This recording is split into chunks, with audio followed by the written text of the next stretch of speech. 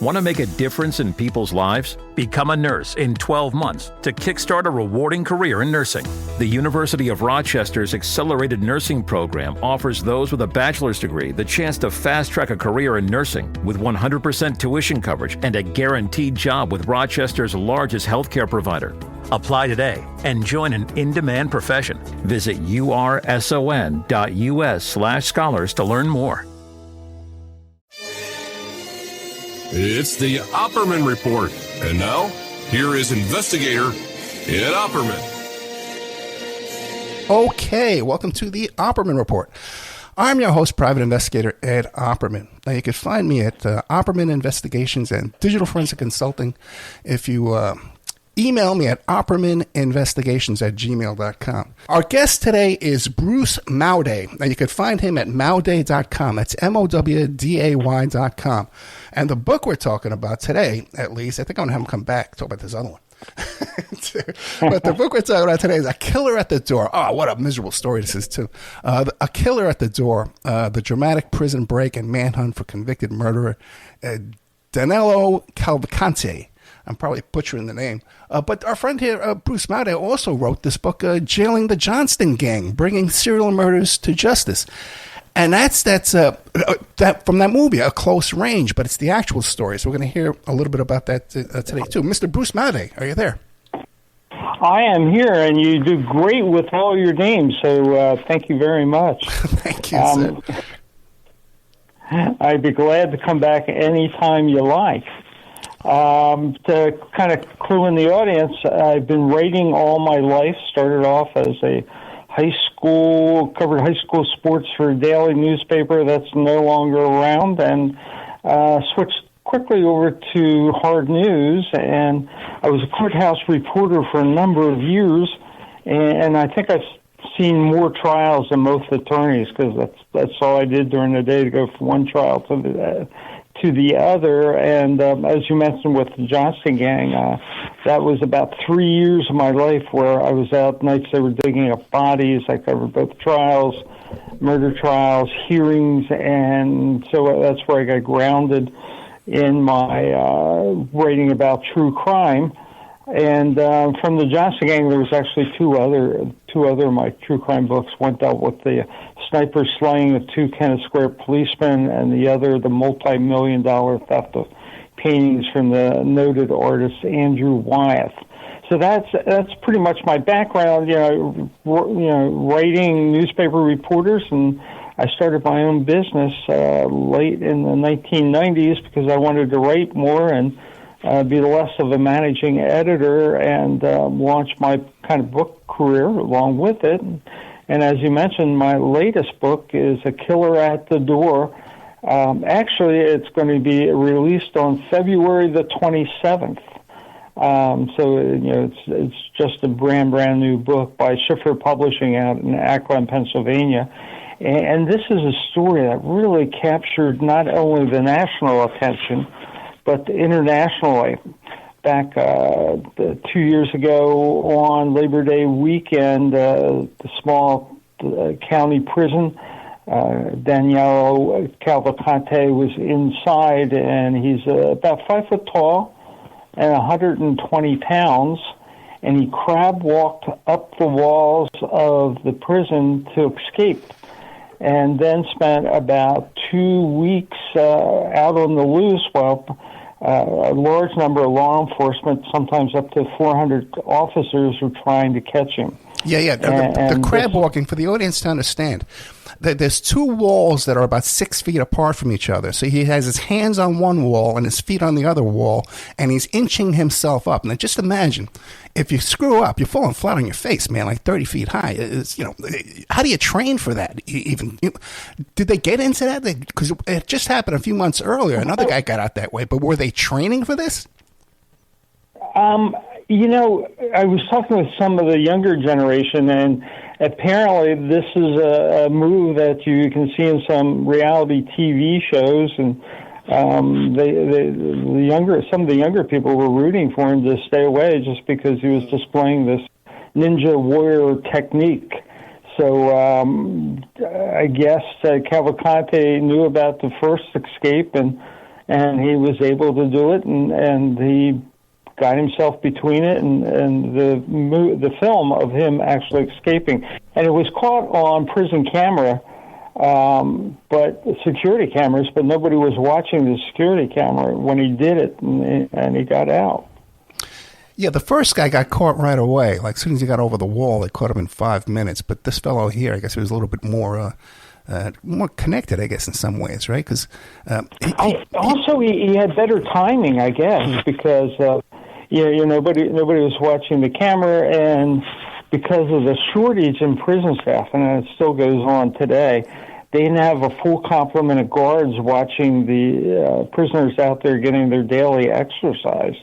And too bad the one prison guard who was on the roof was on his cell phone, which he wasn't supposed to be doing. And so that really aided Cavalcante to get out without being seen. So it was a little bit of luck in there also with his skill and just kind of he wanted to be free. I got to tell you, Bruce, whenever I see like a prison escape, I get very suspicious. I think there's almost always some kind of indications of inside help, from the guards. Now, this fellow here, he had done a murder in Brazil, and he got out of there some way, makes his way to Puerto Rico, gets fake ID in Puerto Rico. How does this guy have all these connections to pull all these things off? Interesting, because I agree with you. With most prison escapes, there's a lot of coordination, inside help, something. This guy was a little bit different. In Brazil, he murdered, supposedly, and he still hasn't been trial yet, but he's charged with shooting a friend of his over a unpaid bill for fixing his car. And he took off and he went into the jungles of Brazil, and the police were a little lax. Some of this is a little laxness on law enforcement. Down there especially, they didn't put his arrest warrant in the National Register until he made his way to an airport and flew to Puerto Rico. So I'm sure he had some help. He was a gang member down there. And he made his way. He got a fake driver's license in Puerto Rico and made his way to the port of New York. His sister lived in Chester County, a little bit north of where the prison's located, and he made his way, and there was a Brazilian community, and he kind of blended in, and nobody knew that he was really wanted for murder. They probably didn't even know he was here. So, he had sort of that background. For a while, some of the police and the district attorneys was calling him a trained survivalist. I don't think that's quite true. I think he got some training, just by doing it himself, by escaping down in Brazil. And the guards knew he was planning an escape. There's just so many things that were missed or not acted upon until he got out. And by the way, the whole cost of the escape, including lost business and all the law enforcement, was about $20 million. So this missed, signs would cost the taxpayers and individuals a lot of money during this escape. But he didn't really have many friends. He did some work up in the area with his sister. What kind of work? But it was obvious if he had any kind of help, he would have been long gone as soon as he got out of the prison, but he never really went very far. Well, what kind of work did he do? He installed carpets and did carpentry and kind of that kind of work. But semi-skilled labor, I guess. Gotcha. And you said the prison staff was aware he was plotting an escape. Now, how do we know this? Well, the county public information officer confirmed that report that indeed that couple guards were told, and it came out that on the day of the escape, a couple of the guards told the new warden, and this is another amazing part. The warden's first day on the job was the day the Cavalcante escaped, and one of the lieutenants went to the warden and said, "Hey, look, I don't want this guard to get in trouble, but he did tell us a couple of weeks ago that Cavalcante was planning to escape." And that report was verified by county government. The county government's not talking, a whole Chester County government, about this because they were understaffed. There was a lot of things that didn't happen. You had a guard playing on his telephone, and the guy escapes and costs a lot of money. But indeed, they knew that he was planning an escape. And the reason why he was in this prison to begin with was for a murder that he committed here in the United States, his ex-girlfriend, right? What was the circumstances of that? Oh, what a brutal murder that was. He had alcohol problems. He was unsure of himself. He had a temper, and he had found a girlfriend from Brazil during this little Brazilian community in the northern part of Chester County. And she had 2 children, and it didn't go well. And there was actually a protection from abuse order, and he outran the police. And when the ex-girlfriend figured out or learned that he was wanted for murder in Brazil, she had threatened to go to the police and turn him in, which he didn't, of course, want to do because then he'd be extradited for murder back to Brazil. So he confronted the ex-girlfriend before she could get to police and brutally stabbed her, like 40-some times in front of her 2 children. What an awful murder. I mean, people did not know all this background, and some of them were sympathetic when he was out, but as soon as you told them about, he murdered his friend back in Brazil, and then the brutal stabbing, murder death of the poor woman, you don't have any sympathy for this guy. Yeah. They describe a little 7-year-old daughter had to run to the neighbors to get help. And do we know what happened to that kid now? What's going on with her life now? She's only about 9 today. And her brother were taken in very nicely by the victim's sister. Okay. And so they have family and being taken care of. And it's a struggle. They're never going to forget this at all. So I'm sure there's long-lasting, just kind of trauma. Yeah. That probably never go away. Yep. Okay, so now he gets out. He gets over the wall. Did he have somebody there waiting for him? He did not. Like I said, if he had any help at all, he could have been over the state line because we're pretty close to the Delaware-Maryland state line. He could have been in Wilmington. We're 30 miles from Philadelphia. He could have been there, but he didn't have any help. He didn't know where to go. So I think he was just trying to find a way to escape and find an outlet, and he just couldn't do it because it could very easily have been long gone even before they knew he had escaped from prison, because it took him at least 2 hours to find out that he was gone. He was out in the exercise yard. They get an hour. The cameras clearly show him coming out when the exercise began, and when they did the count to put them back in their prison cells, they were missing one, and it was Cavalcante. So they alerted, the prison officials, and they did another search of the prison to make sure he wasn't hiding someplace within the prison walls. So it took about 2 hours for even people to start notifying anybody that they were missing a convicted murderer, and probably somebody who committed 2 murders. Now, this prison he escapes from, have there been a lot of issues with that prison? There has not been many escapes, no. There's been a few over the years, but it's not like some place where they break out every day. It just kind of is usually a very safe community. And I mean, this startled people. It's not a violent place either, but it brought the realities of today's violence to the people of Chester County. I had one of the people I interviewed for the book was a policeman who worked in Philadelphia, and Liz right in the area where Cavalcante escaped. And he said, we see this all the time with violence of people being afraid in Philadelphia. My neighbors were just aghast because they just weren't used to it. So it was not like it was a major place, but where crimes took place. But the community itself were misled or didn't fully, understand the types of criminals at this prison. A lot of them said, including a township supervisor, that they were under the impression that this prison only housed like drunk drivers or people didn't pay their child support and the very low nonviolent criminal.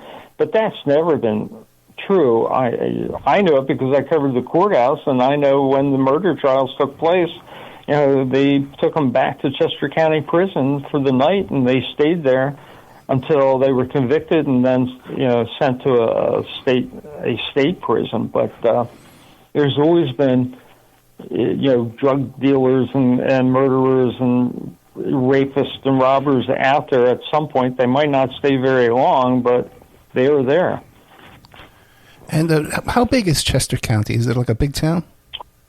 Chester County is a little over 500,000 population. The biggest town, I guess, is Westchester, the county seat, and that's probably has 20-some thousand. It's, like I said, about 30 miles from Philadelphia. It's a suburban, area. We're fairly close, probably 10 or 12 miles to Wilmington, Delaware. So we're right in that south corner. It's okay. So he had the prison, the warden, right? It's the first day on the job, right? So, Yeah. How about that for a day? All right, he just showed up. And then this guy escapes. I'm guessing it's not like we see in the movies, like on The Fugitive. They got the dogs, the hounds, chase him down the road. How did they coordinate this search? And how does that happen? Well, it's interesting you brought up the canines in the search. One of the big controversies in this was that the previous sheriff, Sheriff Bunny Welsh, she is an interesting person. She actually lives in Nottingham down here, and she had a sign in her office, the real sheriff of Nottingham wears high heels.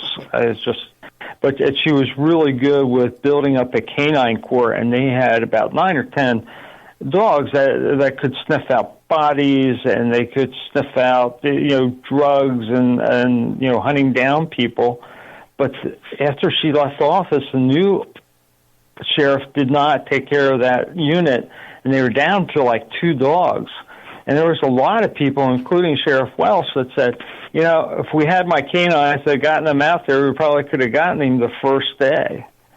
After the escape was noted, and since it was a county facility, the Chester County detectives were in charge of the investigation.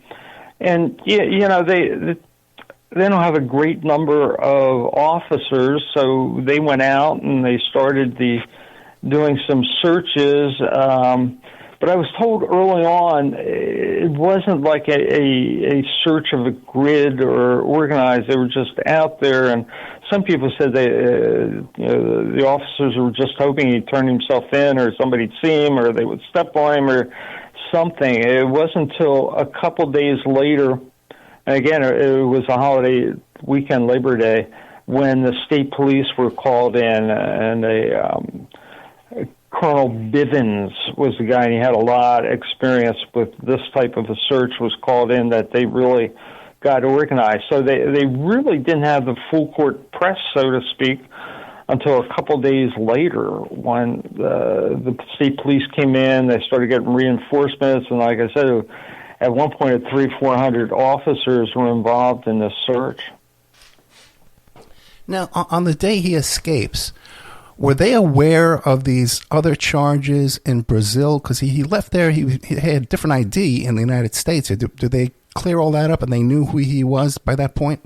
Yeah, I mean, the original the murder of the young woman, his ex-girlfriend, that all came out at that point. So they knew he was also wanted in Brazil for the murder.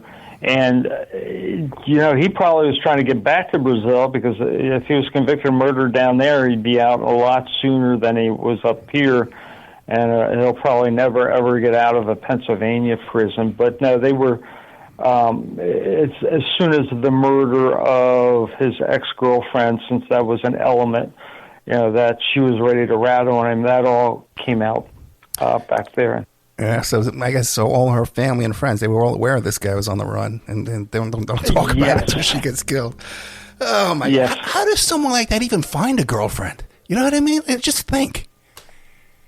If you're in a foreign country and you have a little home community where everybody's Brazilian, and it's just kind of happens. Yeah, I hear you. Okay, so then you said they spent $20 million on this search. On what? What were they spending it on? Well, think about it. The state police, and I asked the county officials, what was the cost, and they would not give me a number, and the only thing they would say, we've covered our costs. Now, I think what they meant by that is they paid the overtime for their county detectives, because the Pennsylvania State Police publicized that their overtime bill is $5.5 million. They had 2 helicopters and an airplane in the air just about the whole 2 weeks. And you think about what it costs, hundreds of dollars per hour to fly those things. They had infrared gear up there trying to find him. They brought in FBI. The U.S. Marshals had people there for the whole 2 weeks. State police were bringing in people from all across the state to help out and man some of these shifts because they were looking for them 24 hours a day. Then you think about what it costs to feed them. And one of the local fire departments, along with fire department, and I interviewed Chief McCarthy for the book. He said that he took it upon himself to kind of coordinate, and then the state police asked him to do that. That he was gathering food from the local Walmart and the local Wawa convenience store here, and he'd take the ambulance and fill it up with food and take it to the command post. And they commandeered another fire company to really be the command post. And you think about feeding all those people and the cost of that. The community was really good. They were volunteering food, dropping off water, because it was a really heat wave, and that caused some of the issues on the search. But it was a great support by the community to help the police, but it's just a great expense to do that. And there was a poor gas station that was right in the middle of the search area, Carco, and the owner had just bought the franchise not too much earlier, and they had him closed down for the whole 2 weeks because that was the center of the search. So he lost a lot of money. The area is also by famous Longwood Gardens, a DuPont estate known around the world for its great gardens. I loved going there myself. And they had to close down because he was seen on that big property. And so they lost a lot of business, and they get way over 1 million visitors a year. So, closing down during that holiday period in early September for a while cost them. The Wyeth Museum, it's a Brandywine Museum of Art that has a lot of the Andrew Wyeth paintings. That was closed down for a while. People couldn't get out of their homes because of the searches and the police and the roadblocks. It really disrupted everybody's life. So when you start counting in, the cost of the search and the people and the feeding them and the helicopters and airlines and the lost business, you get up there really quickly. Yeah, when that cop killer, that guy Donner, remember him? Yes. Yeah, when they were looking for him, because he had a home in Las Vegas too, at Rhodes Ranch in Las Vegas, because he was doing his crimes out in California.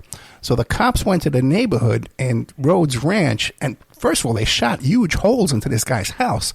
Okay, I think even after they knew he wasn't in there. But then they shut down the whole neighborhood, and they wouldn't let the kids get off the school bus and go to their homes. There were ferrying them back and forth with guys with rifles. So I couldn't just imagine what was going on in this little tiny town here, in this little Chester. Chester County, yeah. Well, I talked to. I was doing some work at the time with an attorney, and he lived right in the middle. And he was not the only one that he had a similar story as others, where when his wife and son went out to a job and they were coming back, and anytime they were coming back, they had to call him first, and he would go out and meet him with his firearm, because everybody was afraid that this guy was looking to carjack a car, and when is the best time is somebody getting out of their car. So this was repeated by a number of people throughout the community. Now, some of the people just kind of nonchalant and didn't take any extra precautions, but most people were well on their guard and looked out for each other and precautions during this. So there was a lot of concern. Now, you mentioned the schooling. The escape was the first week of a new school year, and the local school district had scheduled some fire escape drills and things, and one took place right after the escape, and the superintendent got really hammered for allowing the kids out there while a murderer was on the loose. But the problem was the police never told them that he was on the loose and was a murderer. It took them over 2 hours to call the local grade school to let them know that something was going on, and their message was, "There's been an escape. Don't worry about it. We're on it." Not that it was a murderer, not that it was anything else. And luckily, the principal called this. The superintendent got involved and said, "Shut everybody down." But the police didn't. But a lot of the people didn't know and said, they were saying, "How dare you run this fire drill and let my kid out loose with a murder on the grounds?" But of course, they would have never done it if they were timely informed. Well, what about the local news media, though? Didn't they report on this immediately? On the radio? We lost both of our radio stations, and the Philadelphia Inquirer withdrew, and the paper where I was managing editor, that's another great, this story has so many layers. When I was managing editor, when I left, I had like 25, 30 full-time reporters and 50 part-timers. Now, this paper has 2 reporters for everything. So, where if I was there with my troops, we'd be covering the area, but they couldn't do it. Some of the local Philadelphia stations came out and did a little bit. It wasn't really got aired until early afternoon, which was 3 or 4 hours after the escape. They covered press conferences, and most of the people were reporting off some social media. People were doing it almost 24 hours a day, and that was good and bad. They got more information, but they also got a lot of bad information that wasn't verified from those reporters. So now it took a while, and the county has a emergency notification system. And when the district attorney came out at noon, she was telling everybody in a 3-mile notice or 3-mile radius had received notice. Well, that wasn't really true. Everybody who had signed up for this emergency service had received notice, but very few people had signed up, and that's what the county was relying on. They had one of those old-fashioned, fire, like a siren. Oh, boy. And they let that go for a whole minute, the same as they do when they test it every Saturday, and it's not heard hardly. I mean, it didn't penetrate very far past the grounds of the prison. So the populace were really upset and kind of demanded changes and things. And the county government said they would implement changes as they went along, but this upset the community in so many different ways. How many days was he on the loose? Excuse me? How many days was he out there on the loose? 1 day, less than 2 weeks, 13 days from the time he escaped until they got him. People were upset and said, well, can't you find this guy? And, people are not quite understanding the terrain around here because of the heavy vegetation, a lot of prickers and briars, and, he was adept at getting underneath ground cover. And he said several times police almost stomped on his head. They were that close to him when they were doing a search. As happens with anything like this, there's always rumors that come out. Mm-hmm. And the first rumor came out that he had made his way to Wilmington, stole a boat, and was on his way back to Puerto Rico. That of course was not true, but they were getting a lot of rumors, the police, and they were trying to check out all the ones that seemed fairly credible. But what they did in the end to narrow down the search, they did what they call proof of life sightings. And this was at Longwood Gardens, and some of the residents, they had cameras out, trail cameras and cameras, security cameras. And every time Cavalcante was seen, they would notify the police so they'd at least know in the vicinity where he was. But that wasn't optimum either, because sometimes it took 12, 14 hours for the police to be notified that Cavalcante was seen in a specific area.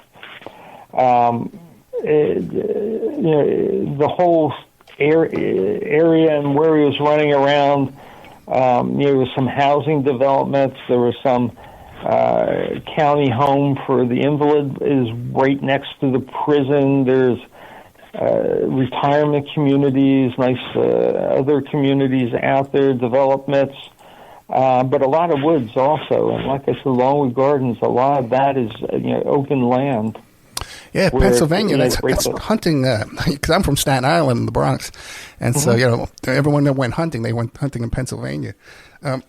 Most of the hunting's a little bit north of us, but it's the same type of country. You got the rolling hills, and you got thick, you got forests and trees and underbrush, and I talked with some of the police that were doing the hunt, and they said it was so thick that they'd get down on their hands and knees and they couldn't see in front of their face, and they come out all picked up with briars, and it was not an easy thing. Plus, like I said, it was 80s, it was in the 90s, I think, most of the time.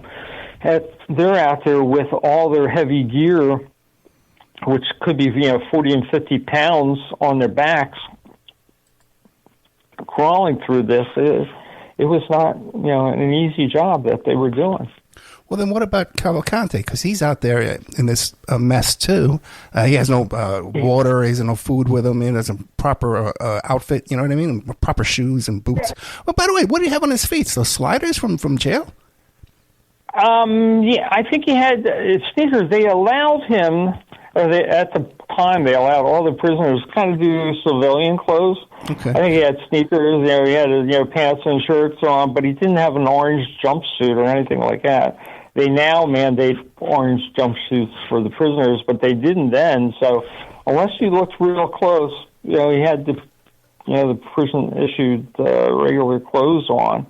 He, once they captured him, and the law enforcement, I thought, did him well. They allowed him to immediately go take a shower and change clothes. But how he's told the police he survived was that there's some streams and waters of the Brandywine River is close, and some tributaries. So he had access to some fresh running water.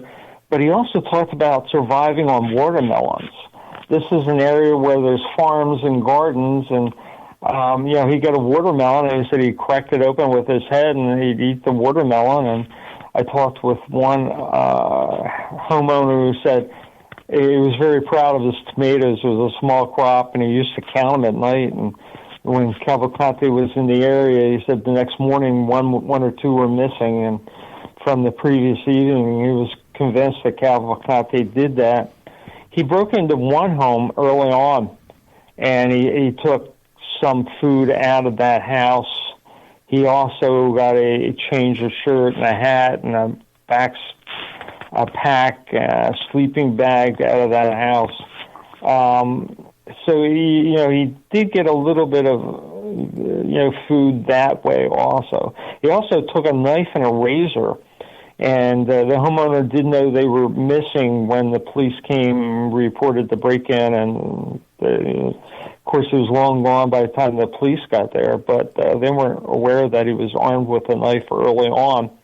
And later on, when his mugshot, or when his photo showed up through a Ring doorbell, he was clean shaven, and they thought that indeed he was getting help because his facial look had changed. But he had asked to use that razor he had gotten to shave, and he did it on his own. So I'm sure he was hungry. He found enough to eat and drink to kind of survive. It must not have been nice though out there for 2 weeks out there in that heat. Bruce, we're talking to Bruce Mowday, okay, and his website is mowday.com. And you can meet him in person, too, if you go to the General Warren Inn in Mayburn, Pennsylvania at 5:30 p.m. on March 13th. And what's that, like a book signing or a speech? What are you doing there? Well, I've done a couple talks there with some of my other true crime talks, and this is a old inn that predates the American Revolution, was on pretty close to one of the sites of the battle in the Philadelphia campaign. And Patrick Byrne is a proprietor. He's a great guy, and he gets his chef to do a special menu. Ooh. And I think we have over 40 people already signed up, and they have a special meal and come in, and I will do a book signing, and I'll do a little talk, and I'll walk around and be available for questions. And we're supposed to have some of the investigators come in and be part of this. So it's always a great event, and it's the General Warren. It's in Malvern, Pennsylvania, and it's always a delightful night just from being at the inn and what Patrick does and the chef, and it's a great Oh yeah, time. those things are so cool. Back when I lived in Vegas, the little coffee shop had authors come down. I'm always looking for authors, always looking for guests. I would go all the time, and that was just coffee and donuts and stuff like that. So it would be great to get a little glass of wine, Yeah. While you're working, a little bit better.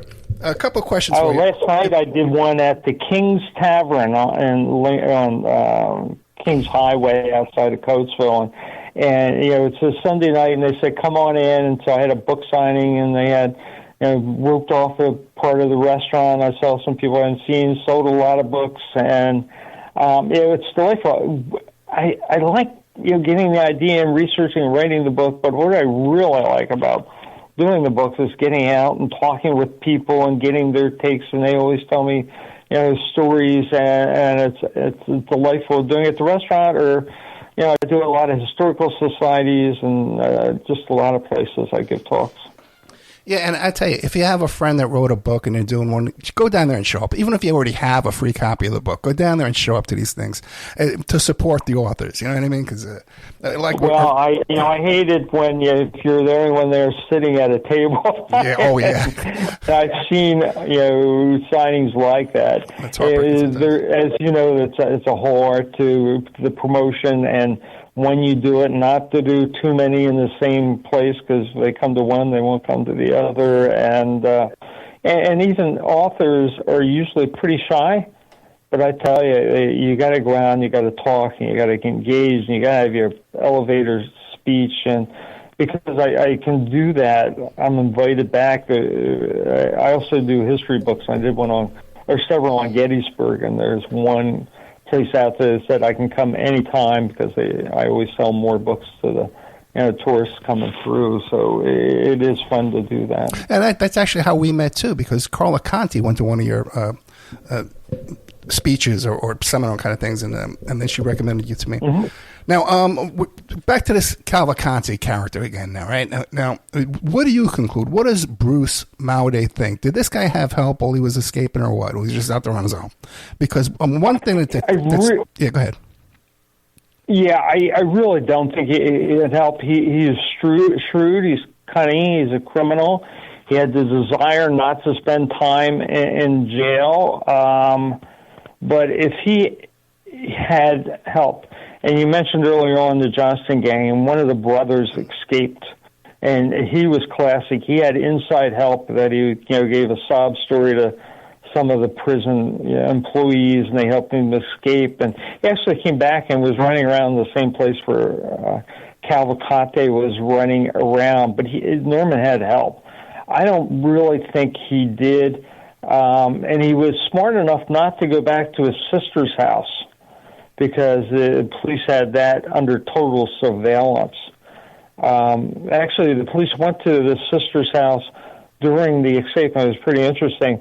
They got the sister to call the mother back in Brazil and tape record a plea for Cavalcante to surrender, and they played it in the helicopter over Longwood Gardens, just played it over and over, mother asking Cavalcante to surrender, and Cavalcante acknowledged he heard it, and he thought he was pretty impressed by it, but not enough to turn himself in. I don't really think he had. But wasn't there something help. about that they detained his sister for immigration problems, and that was like the same day that they caught him, or the day before, or something like that? Well, and apparently they worked out the immigration problems later, but they had kept her under surveillance, hoping that he would go back. Yeah. But once he had kind of been identified, had fled the Longwood area and had stolen a vehicle, that they didn't want her available to really help him. So that's when they took her in custody. That was pre-planned, and once he escaped the area that they were looking at him, that they were going to take her in custody, so she couldn't help him. Gotcha. Then how did they finally take Cavalcante into custody? They thought he was in the Longwood area, and they reminded everybody to lock your doors and keys and don't leave them in the car. And Cavalcante stole a commercial truck from a dairy and escaped the roadblocks and made his way back to the area where he killed the woman and where his sister lived. And he went to a friend's house or an acquaintance, rang the doorbell, which had the Ring doorbell on it. And actually, the cover of my book, you can see some of those photographic killer at the door. That's where it comes from. Yeah. And when the message went through to the homeowner, he showed his wife and said, and they were at a restaurant, and said, "That looks like Cavalcante," and they called police. And that's when they knew that he had escaped the one area. I thought it was funny. The police said, well, told the guy, go back and detain him until we get there. But the homeowner was smart enough to say, I'm not getting there before you go with the murderer. But he had left, but the Ring doorbell camera had shown him, so they know he was there. There was a white vehicle out in the street, but he was never seen in it, and he was flicking a key ring with car keys on it. And they kind of put two together, and it was a white van, and they did some really great work on license plate readers. They knew where he generally was, and and since it was early evening, there wasn't tons of traffic between the Phoenixville area and Longwood Gardens area, and they actually found the truck and the license plate and went to the owner before they realized the truck was even gone. And one of the marshals said he was really happy he kind of escaped the Longwood area. Said it was really difficult to find him, when he was hiding under the brush, but once he was out in the open, they were pretty confident, and they did get him about 4 days later. Yeah, they got this thing now, called the ALPRS, automated license plate readers, right? And the cops have access to this stuff, and so they know where your car. They know where that car's been all over town. They know because there's different readers, like at bridges and stuff like that, and toll booths and things. And so, especially if you get pulled over, on the highway, like the 95 corridor going from Miami up to New York. And you start telling them, "Oh no, I was over in Georgia." They'll know exactly where that car was, man, when they're questioning you. It's amazing. It's amazing. There is no such thing as personal privacy. You can delude yourself, but they can track you down so many different ways. It's not the 70s anymore, with your paper with your paper right. driver's license, and Yep. and your paper bank book, that kind of stuff. Not anymore, man. Not anymore. So then. I was going to tell you a little bit about the. Go ahead. That's if you go to the Amazon site for this book, "Killer at the Door: The Dramatic Prison Break and Manhunt for Convicted Murderer Danilo Cavalcante." There's a picture of the cover of the book, and that has the Ring camera photos he was just describing to you. So you can see what he actually looked like when he was ringing that doorbell there. So what were you going to say? I was going to say I'm not quite sure how much time we have, but we never went to the actual capture. Let's go. Of Cavalcante. We got about 10 minutes left. 15. Oh, that'll be good. You want to go there now? We can do this. Yeah. Let's do it. He was in the northern part of the county, and they didn't think he was armed, but while he was up there, he saw an open garage with a rifle at the end of a workbench, and the guy who was a welder was welding something. It was late at night, and he was going to take the rifle in with him because when his partner got off work, he was going to walk her in with the rifle. But Cavalcante saw it first, jumped in, grabbed the rifle, and the homeowner says, "Don't you do that," and chased Cavalcante. He had a pistol with him and fired a couple shots and missed Cavalcante. But again, it was a proof of life sighting. He stole a Philadelphia Eagles sweatshirt, and the Eagles had just been in a Super Bowl and lost. So there was one of those sitting around, but they were really closing in. The hot weather had broken enough that the infrared seeking devices could be a little bit more help. And the night before he was captured, the plane thought indeed that they had spotted him in northern Chester County. And as they did this, a storm came in, and they were afraid the plane would get hit by lightning. It was a pretty bad storm, so they put the plane down. But they had the area, and they got some of the officers on duty, and they made a ring around where they thought he was. And they stayed out there during the storm. And then next morning, the plane was up, and sure enough, he was what they thought he was still there. Wait, Bruce, let me ask you a quick question. What use is an infrared plane if he has a truck? He's got a truck now. You can't spot him inside the truck. Oh, no. He abandoned the truck and took off again across the lands. Yeah, no, he did. After the ring doorbell and he tried another person, he abandoned the truck and again went off on foot and was hiding, in forest areas. And Gotcha. It was less. Yeah, it was less forestry up in northern part of the county where he was, but there's still enough places he could hide. He's back on foot. But let me ask you this: you're saying he went back to the neighborhood where he killed his ex-girlfriend, and he went to those neighbors looking for help? Yep, because he had worked with one, but again, it was a Brazilian community, and he thought they would help him, and he really needed help. Yeah, I guess it was so desperate at that point, right? What else are you going to do, right? They're playing your mother's voice from a helicopter by that point. Yep. They try anything, man. Oh, my God. Pretty much. Give me some help out there.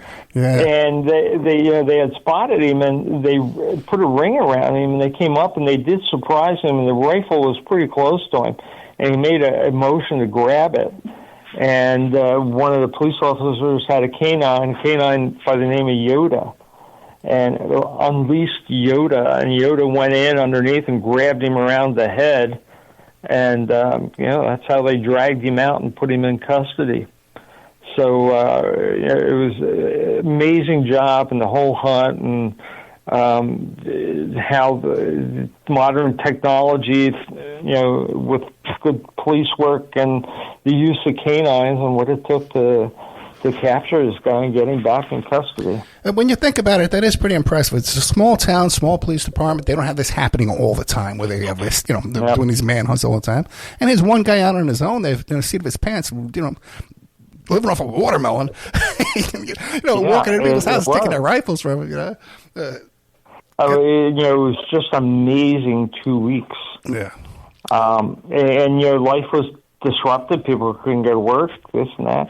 Actually, this Sunday when Saturday night and this Sunday is when he took the truck. That Sunday, I was supposed to give a book talk up there in the area where he escaped to.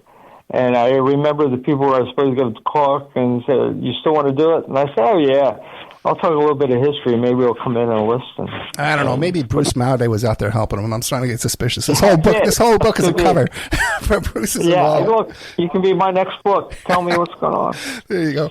Now, what about now? Okay, just imagine too this warden, right? He starts a new job. Yeah. He doesn't get a day off for 2 weeks. He's got to show up work every single day. Now, what happens now? Now we got the guy. We got him away. He's in handcuffs. We got him put him in a tighter jail cell this time, right? What about now the aftermath? The improvements to the prison, the investigation, the internal. What happens now? Swept under the rug, or did they really look into this?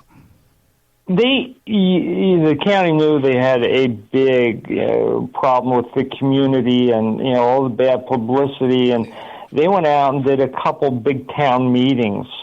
And I went to one. There was just hundreds of people there, and some of the county officials came out and they apologized, and the prison warden was there, and the emergency service guy was there, and the head of the prison board was there, and they immediately started. We're going to get more cameras. We're going to authorize more positions. Somebody's going to actually watch the camera. The security cameras as they did it, and they were going to enclose part of the prison where the exercise yard was. A lot of money, and from what I understand, they're still having real problems getting guards, and they're still grossly, understaffed. And I haven't heard a report of. I know they've made some improvements. I'm not sure how many. Actually, the taxes in the county just went up, and part of the reason people were told was because the updated security at the prison. There's a lot of ramifications still going on because of this, and it's not settled yet. But they are responding. Yeah, it's such a miserable job, man. And correction officer is such a miserable. Having to go into that place every day is very hard to attract people who aren't the right kind of people to want to work in there. You're right. I've been in prison 3 times, all doing reporting on stories, and every time I walked out, there's no way I want to be inside as a prisoner nor as a guard. Oh yeah, I hear you, man. Yeah, it is a miserable place. So now, jailing the Johnston gang, bringing serial murders to justice. Now, this we talked about it briefly at the beginning, but this is that story from Close Range, right? From Christopher Penn and all those guys. It's a real story of Close Range, yes. I wanted to do the book after the trials, and I was turned around by so many publishers because there's no heroes in this. And what the movie did was made the Sean Penn character, Bruce Johnston Jr. character, a lot more sympathetic than he really was, and that's how they got around it. But I finally worked with Barricade Books from New York to get my book out, and I did it. I got a hold of the FBI agent in charge and one of the top state policemen, and I just said, your story is so much more really interesting, and what you did and what you had to do to capture these guys and how bad they were. So I finally got them to talk to me. Like I said, Bruce Johnston Sr., I spent 2 hours in a prison cell with him. He was convicted of 6 counts of first-degree murder. I'm convinced he did 10. Some people think he did more. They started out, they were really good thieves. More John Deere tractors stolen in this area of the country than the rest of it put together. Heavy construction equipment, over 200 Corvettes they stole and chopped up. They stole from anything, and they would steal order if you needed something for your house or your car. you put in an order, and the next day you'd have it for half the price. They were good thieves, and they had somebody that knew how to dynamite safes, and somebody else was really good with stealing cars, and they had the lookouts, and they were always armed. This was a major kind of crime ring out here. Thousands and thousands of thefts these guys were responsible for, and they got away with it for a long time. I mean, they were charged, and occasionally they get a little bit of jail time. But one of the things they were really, really good was intimidation. And my favorite story is one guy had his tractor stolen, and he was supposed to go to a preliminary hearing. In the morning, he got in his truck, and there on his front seat was a stick of dynamite. So, he got the message, you don't mess with these guys. I tell you, though, man, I think if they were a little less heavy-handed, they probably would have continued longer, because chop shops can go on forever. They're getting paid by insurance companies. You know what I mean? And even cops need cheap auto parts, too. So people tend to look the other way with that kind of stuff. All the murders, there's just no reason for it. When the one guy killed the two Tennis Square policemen, so the one wouldn't testify for him, and if it was a minor charge, he would have been in prison probably with his record for a couple of years, but he's still in prison. That was 50 years ago. Yep. It doesn't make sense. And the murders of the witnesses, they would have went to prison probably for 10, 12 years, but, two of them have died in prison. The other one's still in prison. And that's now, 40 years. Yeah, but every defense attorney will tell you, if you got a murder charge now, I'd give up anything to get back to that original, burglary charge you're killing witnesses for, Anyway, Bruce, we're out of time, my friend. Bruce Mowday, we're out of time. Mowday.com, and we can find all his books and all his appearances and stuff there too. But if you want to go to Malvern, the General Warren Inn in Malvern, Pennsylvania, 5:30 p.m. You get a meal and everything, March 13th. And the book we're talking about today is A Killer at My Door. The dramatic prison break and manhunt for convicted murderer Danilo Cavalcante. Mr. Mowday, thank you so much, my friend. Thank you, sir. Good night.